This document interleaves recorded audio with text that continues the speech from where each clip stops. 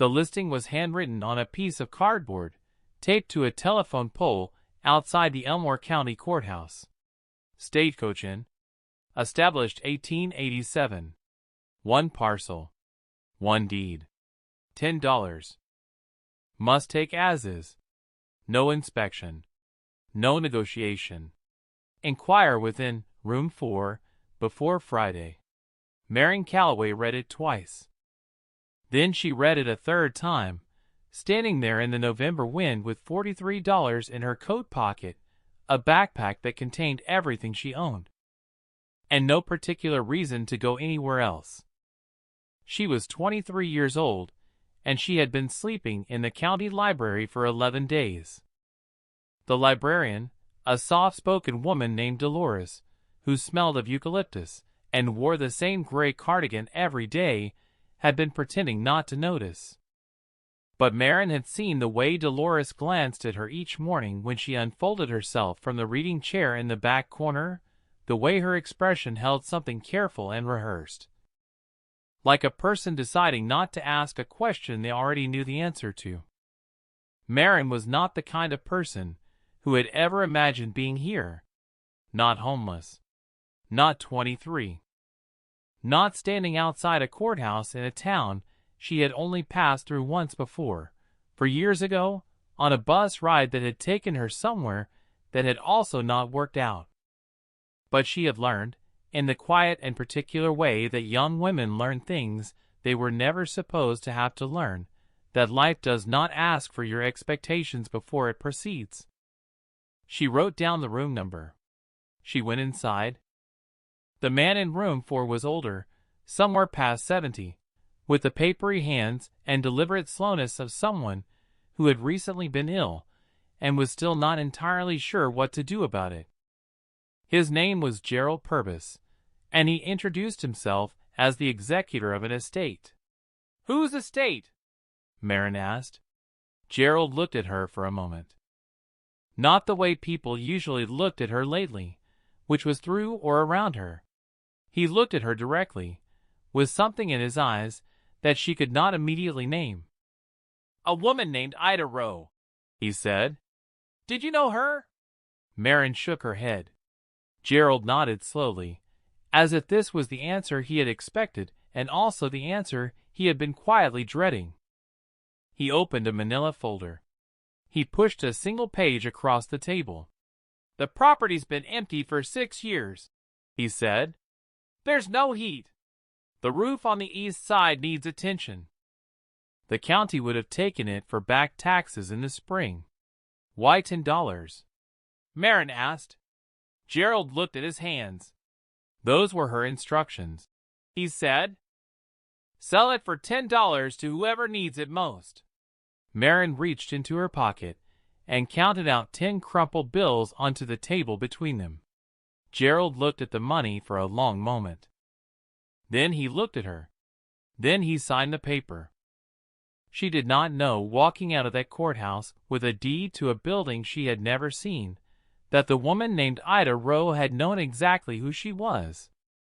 Burnt Creek, Montana was the kind of town that had been somewhere once and was now in the slow, dignified process of becoming a memory of itself. The main street held a hardware store, a diner, a post office, a church with a leaning steeple, and 3 buildings whose purposes had been forgotten along with their tenants. The mountains were always visible at the end of every road, close enough to feel like walls, far enough to feel like freedom. The Stagecoach Inn sat at the western edge of town, just before the road turned to gravel, and the gravel turned to open land. It was a 2-story structure of dark timber and chipped white paint, wide enough to have once mattered, narrow enough now to look apologetic about it. A hand-painted sign above the door still read Rose Stagecoach Inn, EST 1887, the letters faded to the color of old tea. Marion stood in front of it for a while before she went in. The front door was unlocked. Inside, the air was cold and still and carried the particular smell of old wood and settled time, not unpleasant, more like the inside of a library than an abandoned building. There were 8 rooms on 2 floors, all of them empty, all of them holding their silence with a kind of patience that felt almost intentional. The kitchen was large and square with a cast iron stove that Marin immediately recognized as the kind of thing that still worked if you knew how to treat it. There was a dining room with 4 tables still in place, their chairs pushed in neatly, as though someone had tidied up expecting to return. On the mantel in the front room, there was a photograph in a wooden frame. A woman, perhaps 60 or so, standing on the porch of this same building. She was not smiling exactly, but her expression held something warm and slightly defiant, the look of a person who has decided to be content against all reasonable odds. Marin picked up the photograph and studied it. She had the brief, unsteady feeling that she had seen this face before. Not clearly. The way you sometimes recognize a landscape from a dream, not with certainty, but with something that sits just beneath it. She set the photograph down and went exploring. In the town, over the next few days, she learned things in fragments. She got coffee at the diner, and the woman behind the counter, whose name tag said Pat, looked at her and then looked at the deed Marin had set on the counter and said, "You bought Ida's place." Not as a question. "Yes," Marin said. Pat poured coffee without being asked. "Ida Rowe ran that inn for 40 years, she said. Kept it going long past when it made any sense to keep it going. Used to say she was waiting for something." Pat paused. Nobody ever knew what. Marin asked about Ida's family. Pat's expression shifted slightly, became more careful. "She had a daughter," Pat said. "Long time ago. The girl's mother, Ida's daughter, left town when the child was very young. Ida raised a fuss about it, but the law wasn't much help back then. She wiped the counter. Ida never stopped looking, best as anyone could tell. Wrote letters. Hired someone once, a searcher, a man from Billings. Don't know what came of it." Marin drank her coffee. "What was the daughter's name?" she asked. "Ida's daughter." Pat thought for a moment. "Claire," she said. "Claire Rowe. Married name was Calloway, I think, after she left. Something like that." The coffee cup was warm in Marin's hands. She did not say anything. She paid and walked back through the cold to the inn, and sat in the front room with the photograph for a long time, looking at the woman who had sold her building for $10 to whoever needed it most. It took Marin 3 days to get the wood stove working. Once she did, the front room of the inn became livable in a modest, provisional way. She slept on a cot she found folded in the back closet, wrapped in an old quilt that smelled of cedar. She ate simply. She did not yet think of this as her home. She thought of it as a place she was staying until she understood what it was. She cleaned methodically.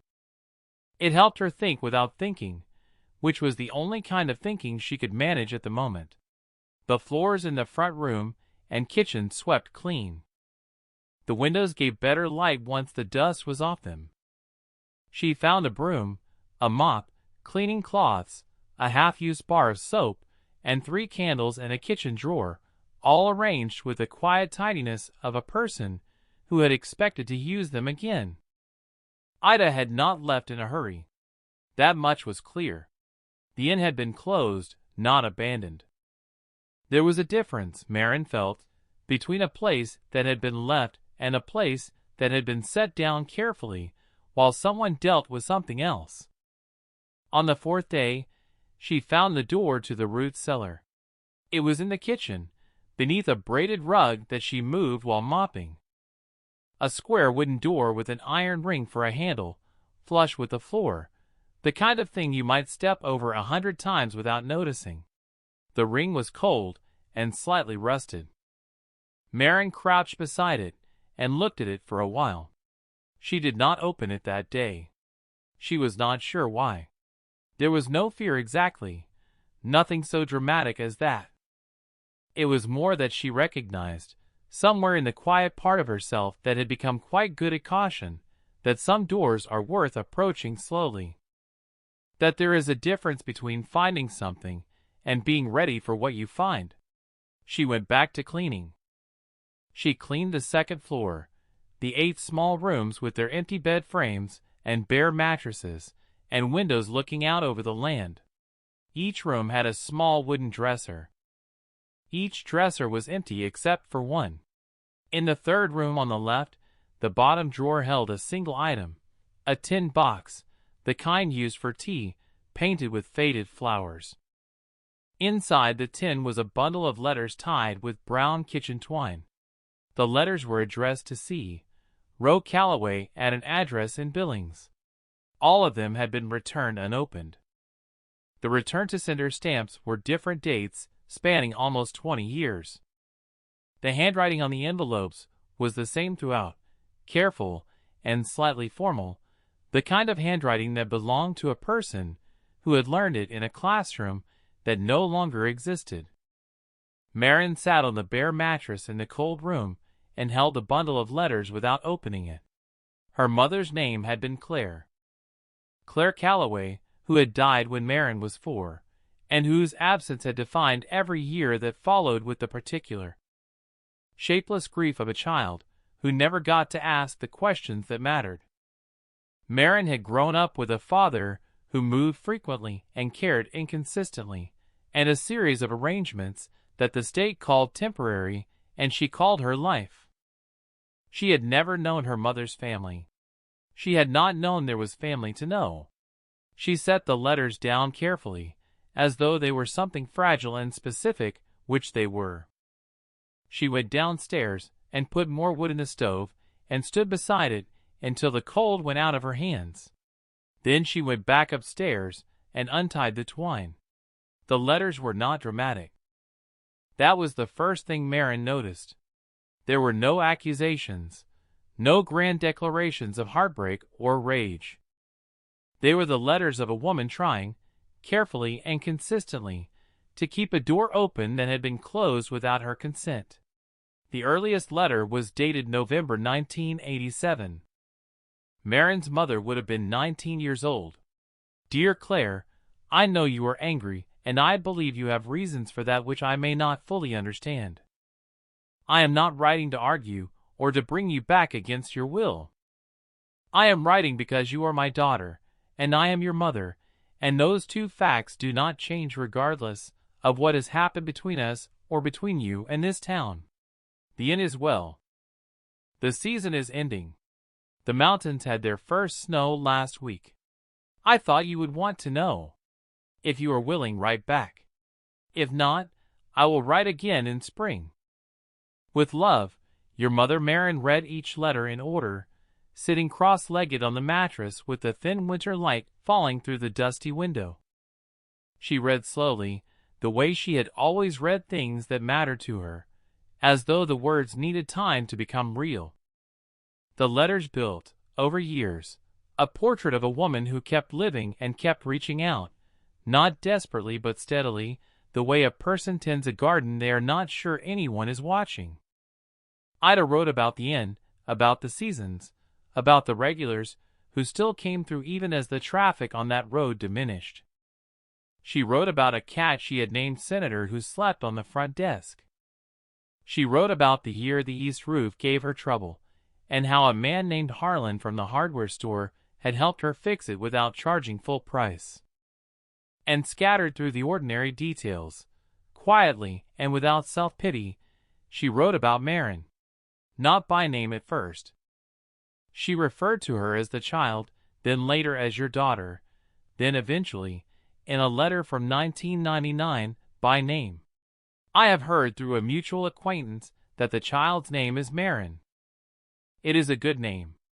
I have been saying it to myself in the mornings. Marion. It sounds like water moving. I do not know where you are now, Claire. I have written to the last address I had for you, and this letter will likely come back as the others have. But I am writing it anyway because not writing feels like a kind of surrender I am not prepared for. If Marion ever needs anything, I want her to know she can come here. I want her to know the door is open. I am putting this in writing because I have learned, in this life, that spoken words dissolve, but written ones tend to stay.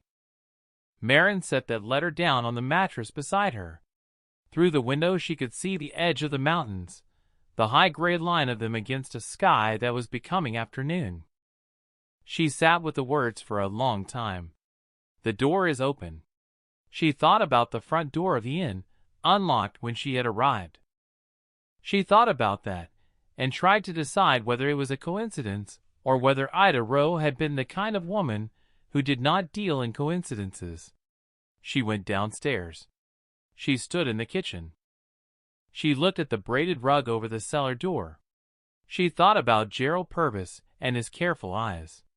She thought about sell it for $10 to whoever needs it most.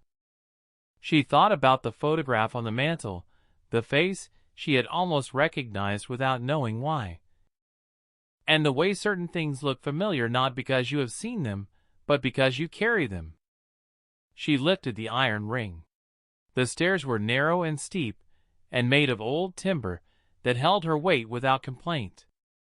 Marin went down slowly, one hand on the rough wall, the cold deepening with each step. She had brought one of the candles from the kitchen drawer. The cellar was low-ceilinged and long, running almost the full length of the kitchen above.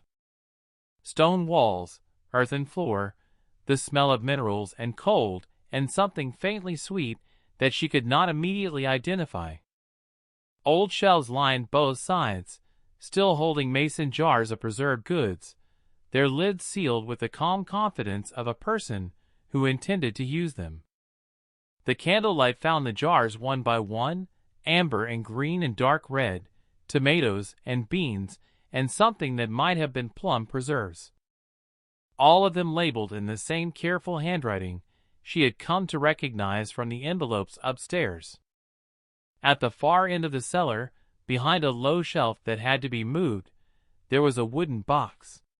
Not a crate. Not a trunk. A proper wooden box, perhaps 2 feet long and a foot wide, with dovetail joints and a fitted lid and a small brass latch that was not locked. On the lid, burned into the wood in careful letters, "For whoever finds their way back." Marin held the candle close and read the words twice. She set the candle on the shelf. She opened the box. Inside, arranged with the same deliberate tidiness she had found throughout the inn, was a collection of things that had clearly been placed there with thought and time.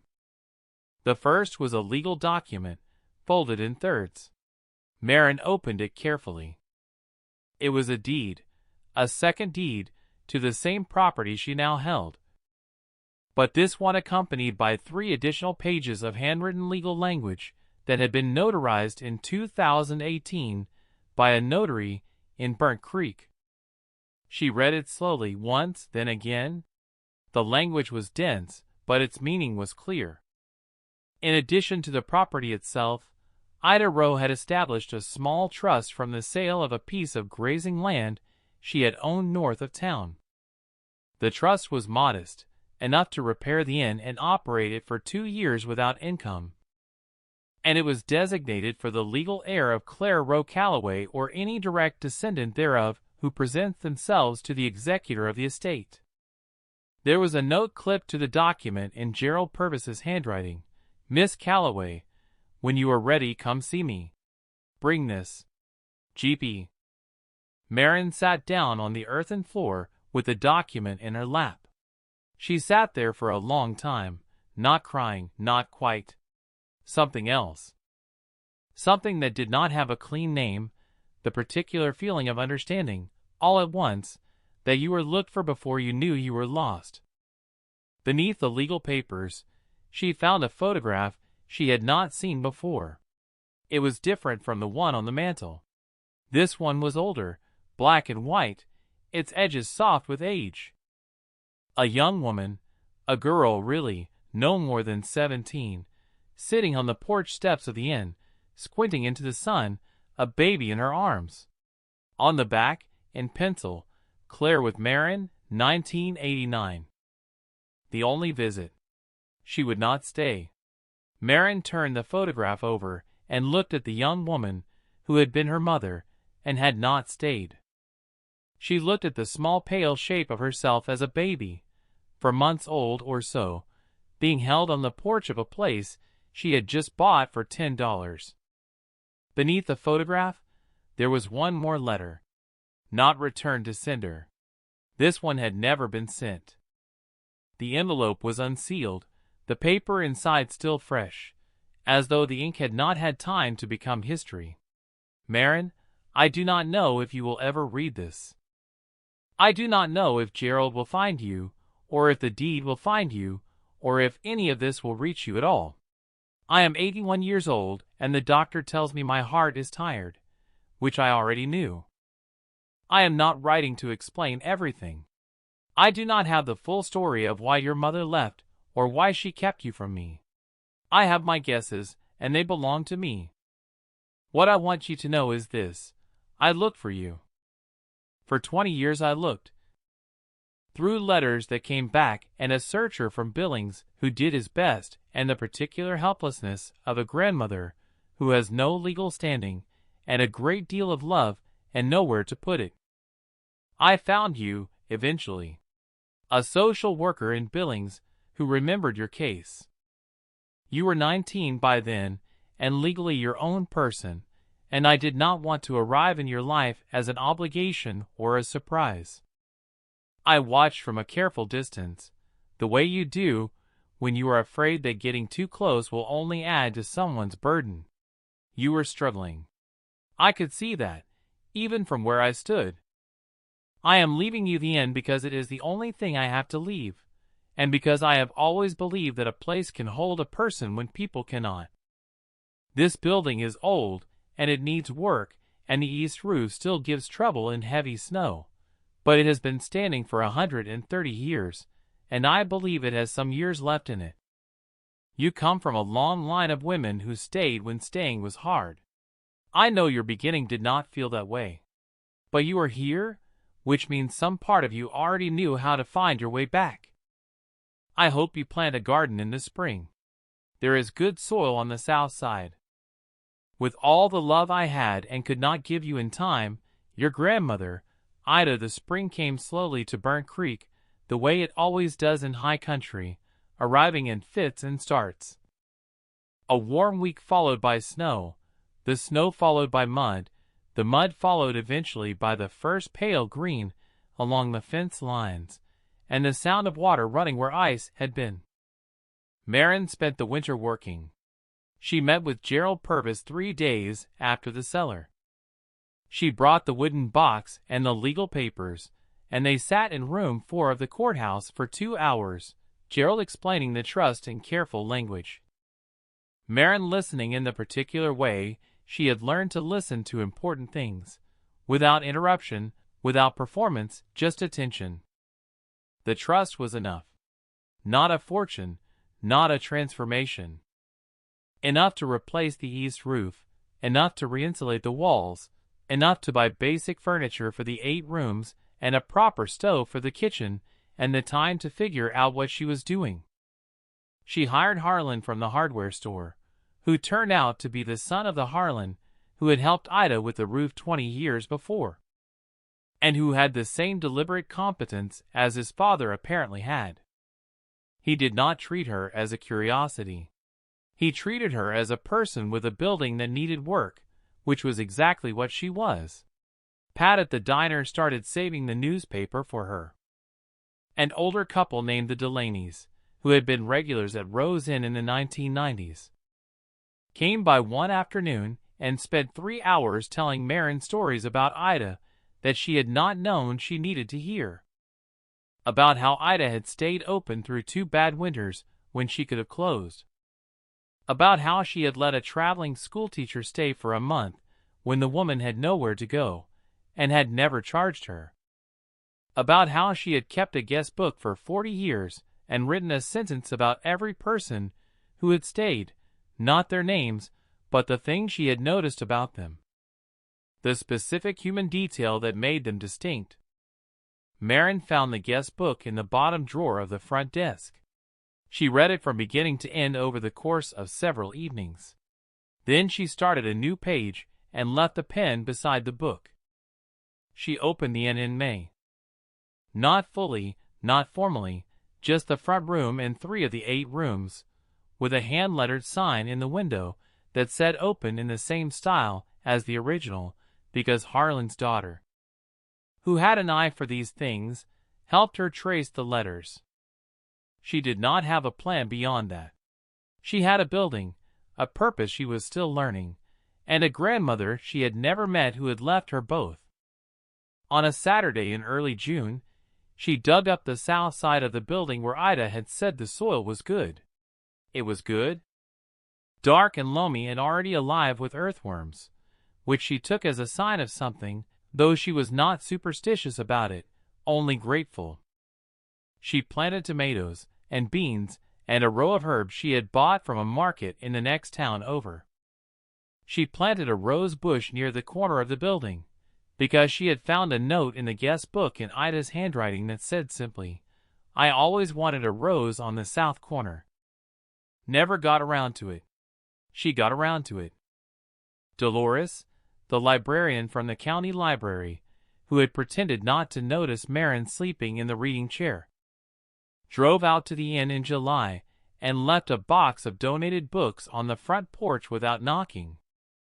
Marin found them in the morning with a note that said for the guests, or for you, or for no one in particular. D. She arranged them on the shelves in the front room. She hung the photograph from the mantel at the top of the stairs, where every guest would pass it without necessarily being told who it was. Ida, on the porch, with her not-quite smile and her particular expression of determined contentment. Beside it she hung the black and white photograph from the cedar box, her mother holding her in the sun, squinting at whoever held the camera. She did not know yet, and perhaps would never know fully, the complete story of why her mother had left or what had made the silence between the 2 women so absolute and long. She had some of it in fragments, in the letters and in what Pat had shared and in what she could infer from the geography of grief.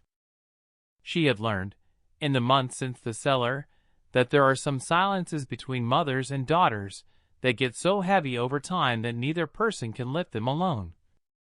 And by the time one of them reaches for help, the other is already gone.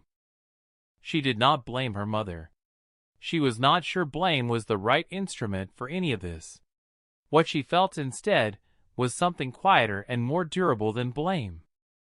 It was something close to the feeling she got in the early mornings, before the guests were awake, when she sat in the kitchen with coffee and the sound of the mountains in the distance, and the unholding itself around her with the patient solidity of something that had been built to last. She had been sleeping in a library chair when she found that sign on the pole.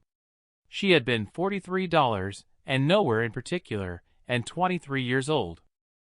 She had walked into a courthouse and counted out 10 bills and walked out with a deed to a place she had, it turned out, visited once before, at 4 months old, on her grandmother's porch, squinting into the same Montana sun.